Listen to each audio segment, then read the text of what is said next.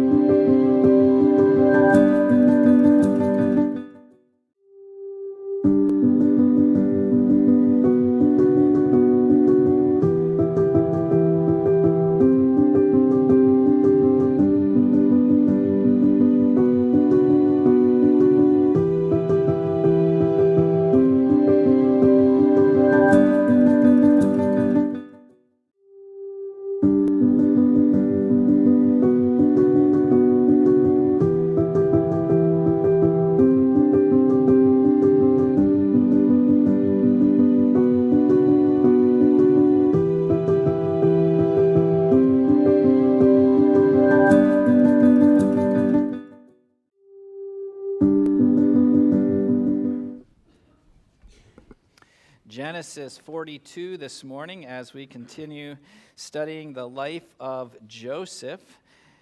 And I've entitled the message for today, Unplanned Family Reunion. Unplanned Family Reunion. Now, in my family, growing up, we would have a family reunion every year on July 4th. I don't always attend now, but growing up, we, as in my siblings and my parents, we always attended the family reunion. The reunion was a big deal to my grandmother, and she had family history notebooks with information, and for some reason as a kid I didn't quite get into that, but she loved that, and my dad has those books now, and I still haven't gotten into them, to be honest, but it was a big deal to her. It's entitled the French, or we're called the French Family Reunion, and my grandmother, this is on my dad's side, her maiden name was French, and so that's how we fit in there. To be honest, I really am not sure the whole background, if there's really a French history in there or not, but as far as I know, I don't have any French in me, but I'm part of the French Family Reunion. And when we would go to this reunion each year, we would do different things, and I remember, especially as a teenager, we would play volleyball, and I always enjoyed that. But we also had, as part of our family reunion, the dreaded business meeting. And we would sit around and have a business meeting at this family reunion. And what that entitled was going around and everybody sharing an update on what's going on in their life and what's happening here, and at times, it was pretty dry as I was sitting there as, say an 8-year-old boy listening to somebody drone on about whatever they're doing. And as I got older, some of it was quite humorous to me, although I don't think they intended it to be humorous, but the things that they would share. And somebody took the minutes, and then they would read, every year we would read the minutes from the last year. So back in 2017, we hit a milestone of 100 years of the French family reunions. And so they made it into a bigger deal, and we went over for that.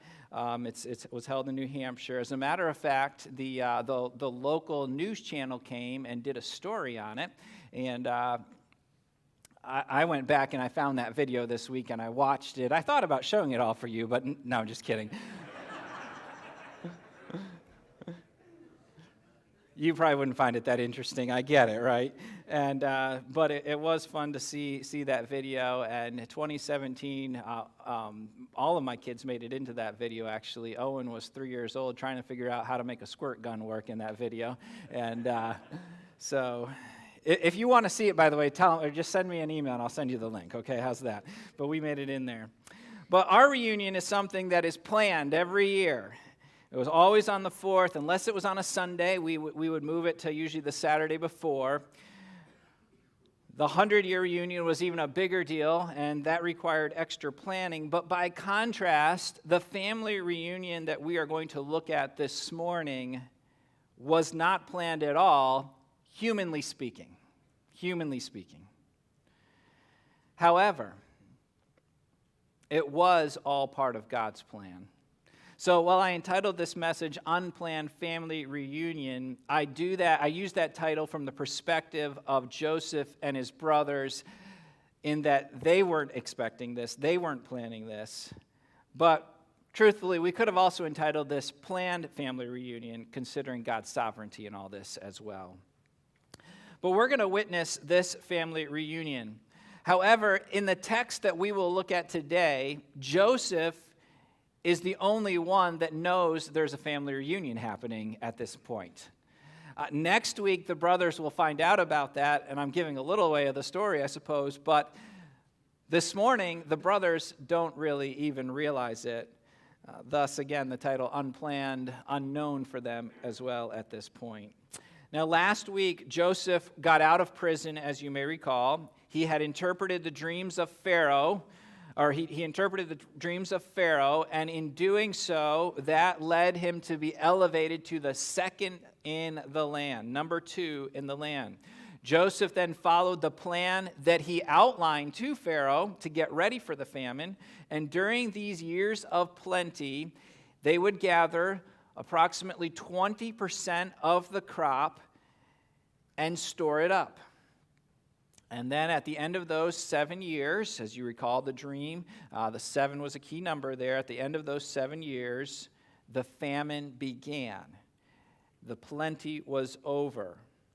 And we ended last week at the end of chapter 41, noting in verse 56 that famine was all over the earth. And in 57, the countries started to come to Egypt to get crop. So this morning, after a period of silence on what is happening back home, remember we started back at home with Joseph and his brothers and what happened out in the field there. We then left that, and we've been over in Egypt now in our study. So this morning we go back to what is happening at home for a little bit here, and notice, first of all, the famine in Canaan.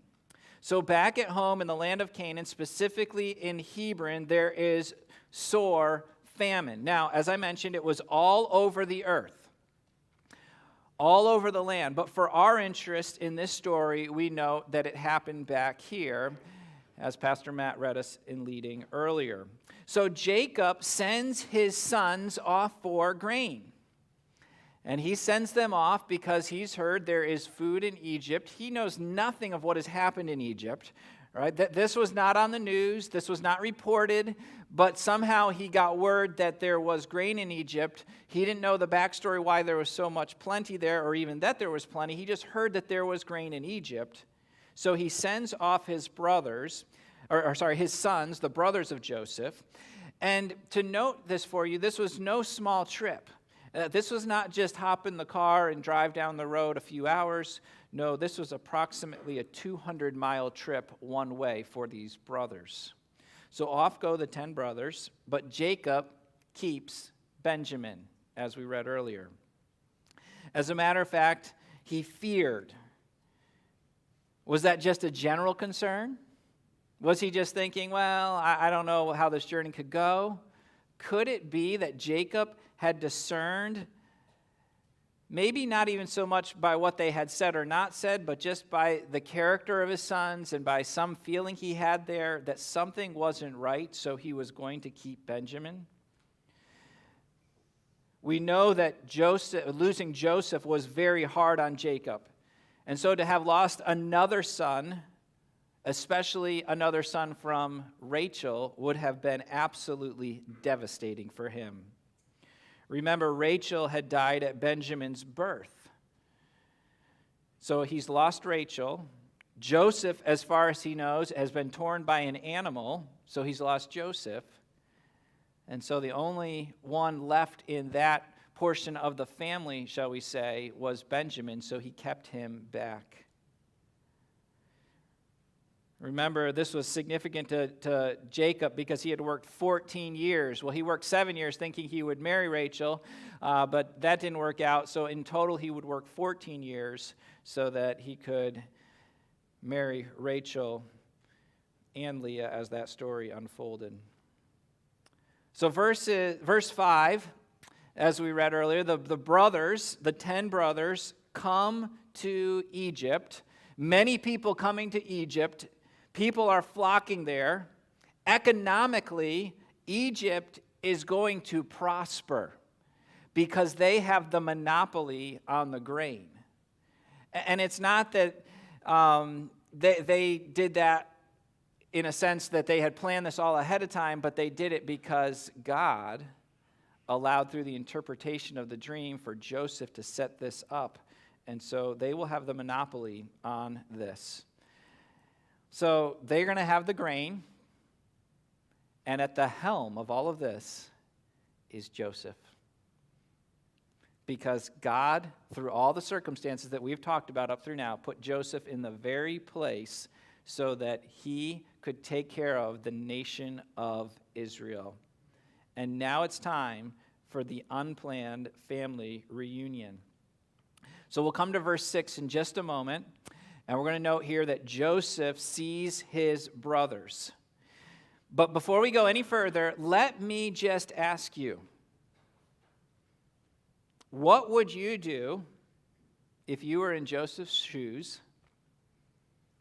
The 10 brothers had sold you into slavery, and then they show up in your presence, and you had virtually unlimited power to do whatever you want.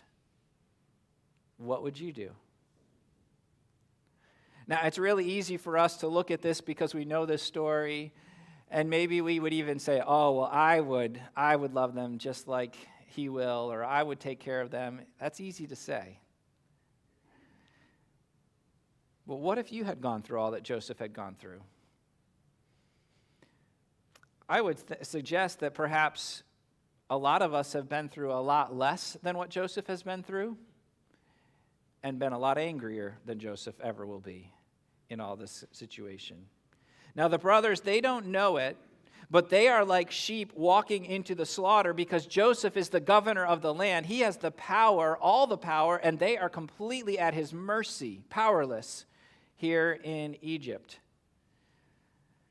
Human nature would kick in here, and you have to think from a human perspective, perhaps there's a little bit of, now I can get my revenge. We might say, in today's culture, you're going to pay for that. So let's see what happens. Let's look again at verse number 6. And Joseph was the governor over the land, and it was that sold to all the people of the land. And Joseph's brethren came and bowed down themselves before him with their faces to the earth. Now, when you read in particular the last part of that verse, does it set off any alarms in your head about something that happened several chapters back? Remember those dreams back in chapter 37? If you just look at those dreams, they seem fairly obscure, right? Joseph talking about the sheaves, and they bow down to my sheaf, and you look at all those and you think, that seems a little obscure. But now when we come here and we read that Joseph's brethren come in, they're standing before Joseph. They don't know that, and they all bow their faces down to the earth in front of him. That dream all of a sudden comes to life. Verse number 7. And Joseph saw his brethren, and he knew them, but made himself strange unto them, and spake roughly unto them. And he said unto them, Whence come ye? And they said, From the land of Canaan, to buy food. So Joseph recognizes his brethren. Now, my math says that if he was sold at 17 years old and he rose to power at 30 years old, that's approximately 13 years. Then you add 7 years of plenty, and we're now at a minimum of 20 years since he has seen the faces of his brothers. Now, depending on how long Jacob and the brothers and the family made it, perhaps they had some reserves. It could even be a little bit longer. We're not told the exact time frame here, but we're going to say that it's a minimum of 20 years since Joseph has laid eyes on his brethren. And if you recall, the last view that he would have had of his brethren was as he was being sent away in slavery. Perhaps he looking back over his shoulder as he's being taken away and see his brethren. That's the final view that he's had of his brothers. Now, Joseph was only 17 at this time. Likely, of the 11 brethren that are now together, Joseph has changed the most. To the 10, he's going to now look Egyptian in appearance, the way that he dressed, and perhaps some other ways about him. He's going to look more like an Egyptian. He's gone from a teenager to a man now. He's gone from 17 to approximately a little shy of 40, right? Most of us change between 17 and 40, right? So there's a little bit of difference there. He speaks in a language that they don't recognize. However, Joseph recognizes the brothers. Now, the 10 do not understand the gravity of this situation right now. It would be the last thing on their mind because, think about this, they have told the lie that Joseph is dead for the last 20 plus years. By the way, isn't it amazing that for 20 years they could hold on to this? And as we will see this in the study, that they're still holding on to this. I imagine there must have been an inner struggle for them during those years. I would imagine at times some of them went to bed thinking about this. But Joseph doesn't give any hint that he knows them, and he won't until next chapter. Back to verse 7, Joseph treats them as strangers. Now, let me lay a foundation here to what will happen the rest of this chapter and next chapter. Understand, Joseph is not out for retaliation. His goal was not to make them pay. But he is going to discern if they have changed and will honor the Lord and be faithful to the Lord, and if they will protect their family. And this is important because God was going to bring the people of Israel to Egypt. And I'm giving away the story a little bit, but he is going to bring them, and they would need to have a trust in the Lord and do what is right. So what you are about to see is not about retaliation, but he does give them tests. So he asked them, where did they come from? Verse number 8 and 9. And Joseph knew his brethren, but they knew him not. And Joseph remembered the dreams which he dreamed of them, and said unto them, Ye are spies. to see the nakedness of the land, ye are come. He tells them, you are spies. Now, he knows they're not spies. So he is not trying to be purposely deceitful to them, but he is wondering, will they tell the truth? What will they do about all this? Verse number 10, and they said unto him, Nay, my Lord, but to buy food are thy servants come. So they defend themselves to say, no, we're honest men. We have just come to buy food. Verse 11, we are all one man's son. That is true. Now, they could tell this man anything, right? And he wouldn't know according to their thinking. But this man would know. Joseph did know. Verse 11, we're all one man's sons. We are true men, and thy servants are no spies. Now we'll see here that all this was done through an interpreter or a translator, but the 10 are clueless that Joseph is one of the brethren, that he is their brother, but he is now reunited with his brother, and the tests begin. So notice here, Joseph gives his brothers the first test.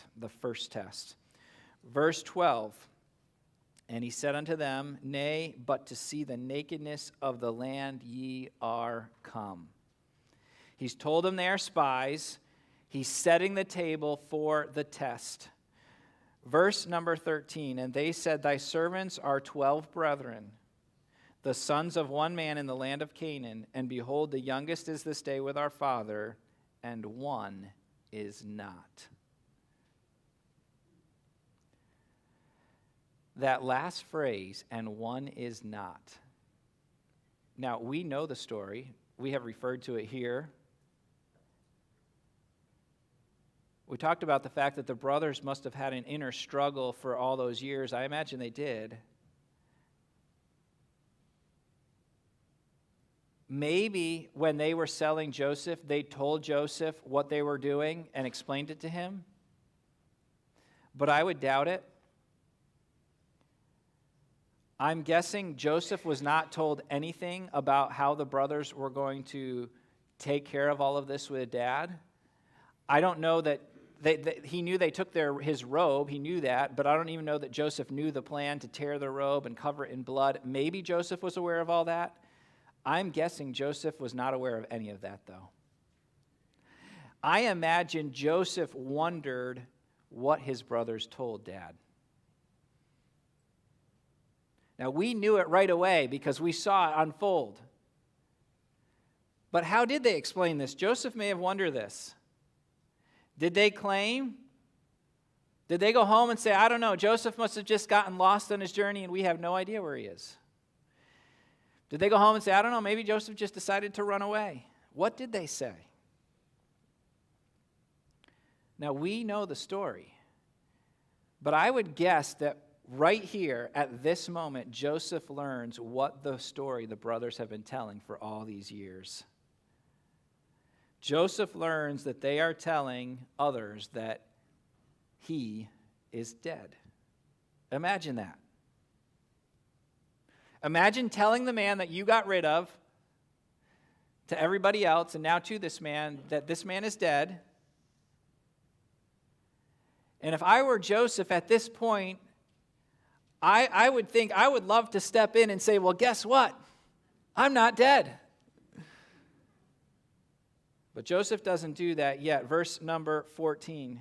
And Joseph said unto them, That is it that I spake unto you, saying, Ye are spies. He continues to persist in the fact that they are spies, and now he's going to issue a test.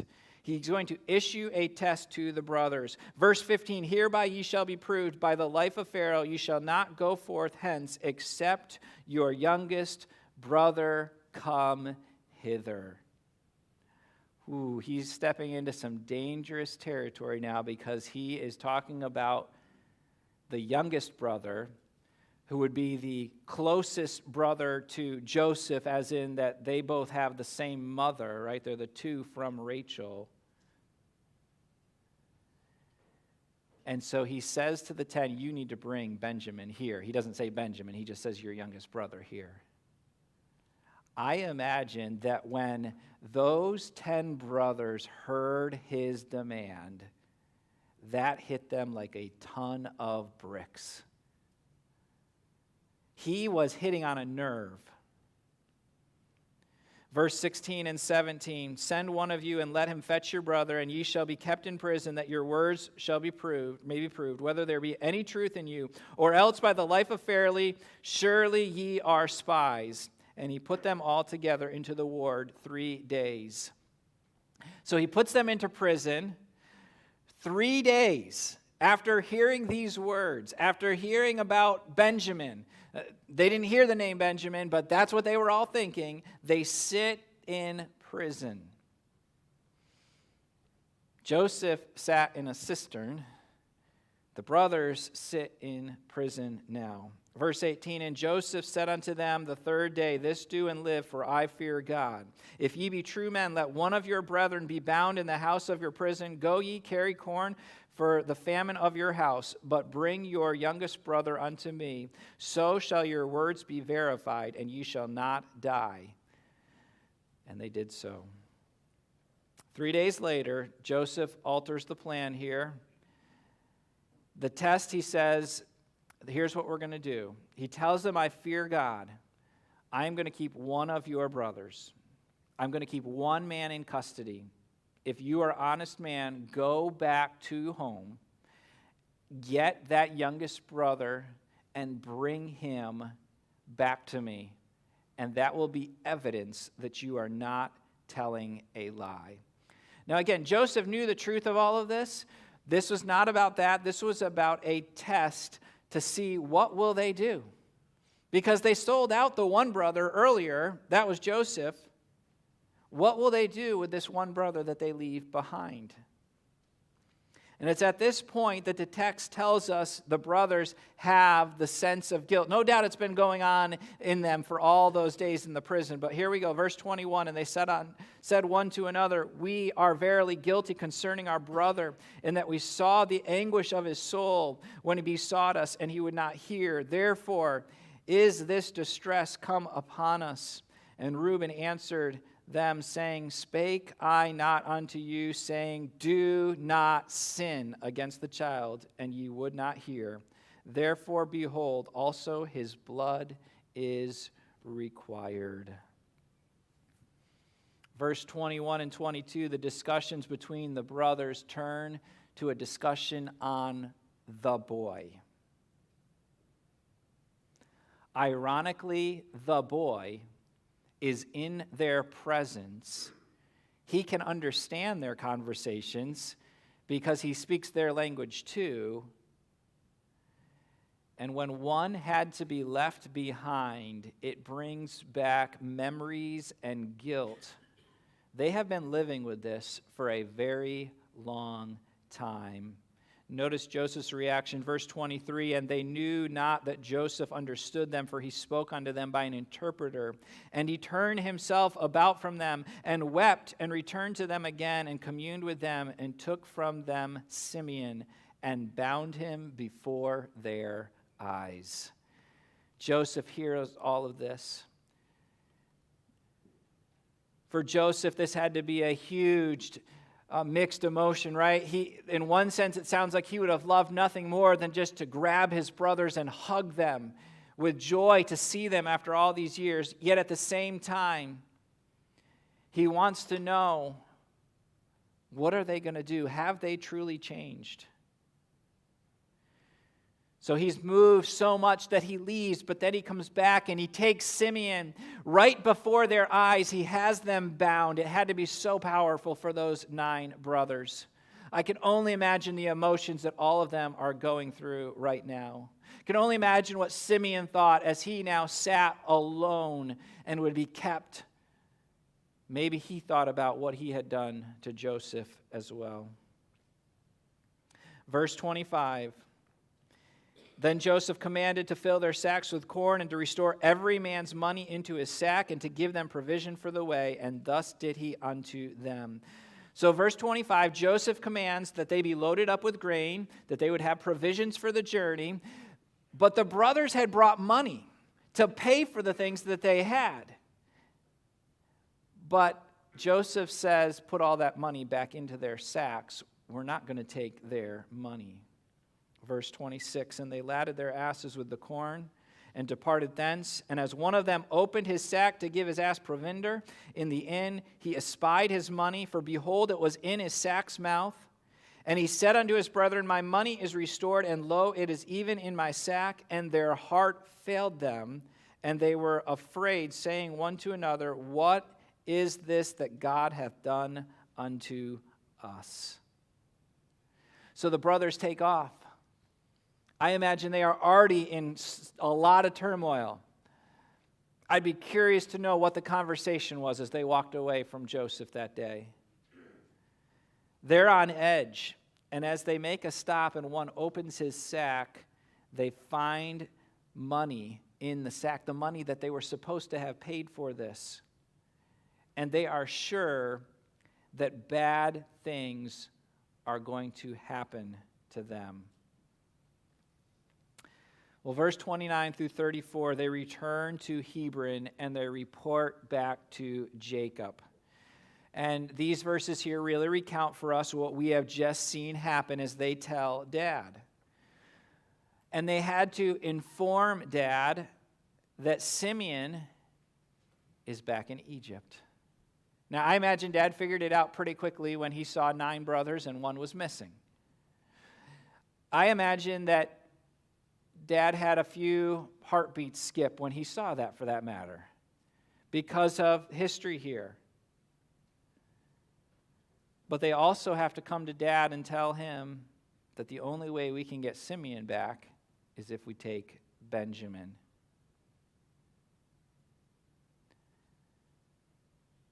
Brings up an interesting situation for them now, doesn't it?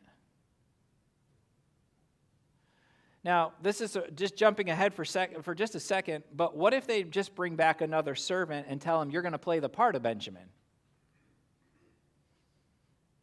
Just toss that out there for now, okay? Verse 35, let's skip down to verse 35. And it came to pass, as they emptied their sacks, that behold, every man's bundle of money was in his sack, and when both they and their father saw the bundles of money, they were afraid. And Jacob, their father, said unto them, me have ye bereaved of my children? Joseph is not, and Simeon is not, and will ye take Benjamin away? All these things are against me. And Reuben spake unto his father, saying, slay my 2 sons, if I bring him not to thee. Deliver him into my hand, and I will bring him to thee again. And he said, my son shall not go down with you, for his brother is dead, and he is left alone. If mischief befall him by the way in which ye go, then ye shall bring down my gray hairs with sorrow to the grave.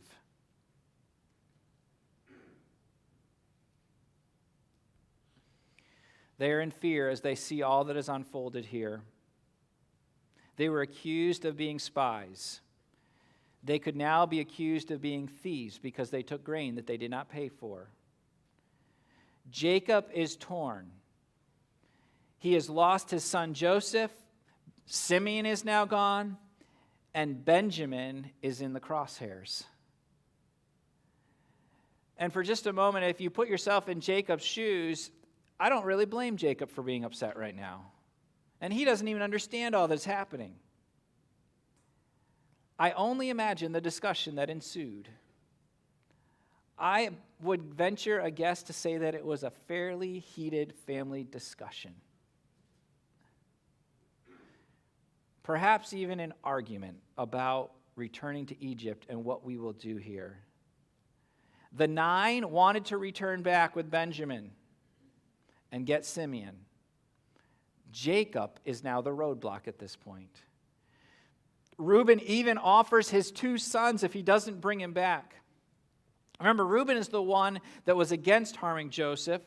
He was unable to stop the last situation. Now he is once again doing everything he can to fix this situation. But Jacob refuses to send Benjamin. And this brings us to the end of the chapter. And as I said a couple weeks ago, we're going to stop in some places where you want to get the next part of the story, right? And you'll have to come back next week to be part of that. But so much is happening here. God is furthering his plan to preserve his people. Joseph has demonstrated love towards his brethren, not retaliation. The brothers are now gripped with their lie. They have been living this lie for so long that perhaps they even believe it in their head, right? They've gotten so consumed with this that they believe it. They mistreated their brother, they lied to their father, they sinned against God, and now everything is unraveling for them. What will happen? Will they pass this test? Will they pass the next test that is also coming? So much is unknown for the brothers at this time, including the fact that they have already been reunited with Joseph. They just didn't know it. But God is at work. And get this, despite their sin, God is still unfolding his plan to preserve his people. I just want to ask a question in closing this morning. I'm wondering if perhaps, like those 10 brothers, maybe there's someone here who has left something that you just haven't dealt with. I realize probably nobody here sold their brother into slavery 20 years ago, okay? I realize that. But could it be possibly like those brothers that you have lived for years or a long period of time without dealing with the sins of the past? Maybe it keeps you awake at night. Maybe you have rationalized and justified it 1,000 times in your head. Perhaps the time has come that you make that matter right. I don't know what that will mean for you. I don't know what that means for your specific case. But Joseph's brothers had lived with this for 20 plus years. And maybe you need to have a come to Egypt moment where you'll be confronted with your past. And you'll have to deal with it. Now, the brothers should have never done what they did in the first place.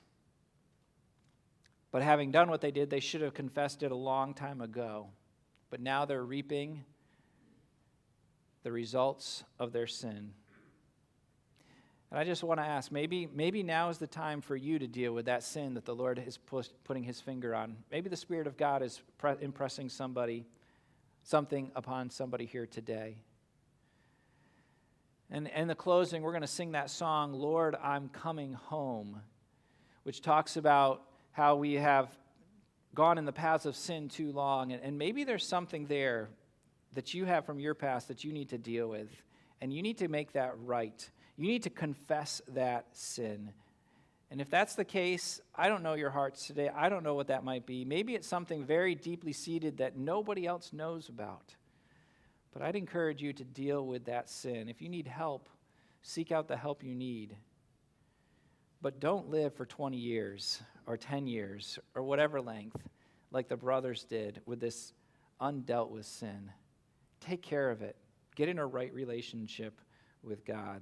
But again, don't miss it, despite their wrong. And honestly, this is mind-boggling to me. Despite their sin, God is using all of this to bring about his purposes. God's sovereign plan is not thwarted. It doesn't make right what they did. It's not excusing what they did. But God's plan marches forward despite the failures and the sins of people. And we'll continue to see that next week. Shall we pray?